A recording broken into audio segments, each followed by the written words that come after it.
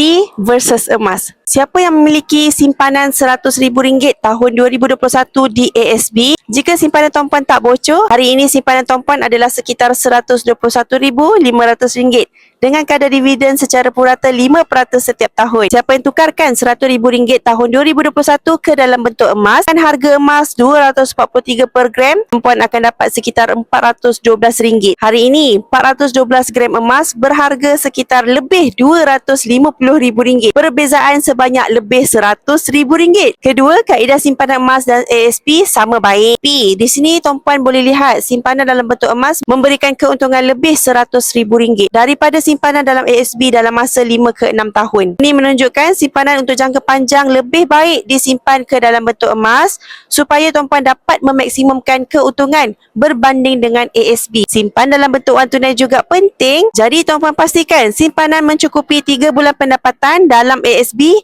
untuk kegunaan kecemasan dan simpanan untuk belanja hangus seperti maintenance, insurans kereta, yuran sekolah anak, simpanan untuk kegunaan perayaan seperti hari raya dan lain-lain. Hana bantu mulakan tabungan emas di Public Gold boleh bermula sama ada dengan RM100 atau 1 gram. Tuan-puan boleh rujuk pin video di profil Hana akan bantu dan bimbing sebaiknya.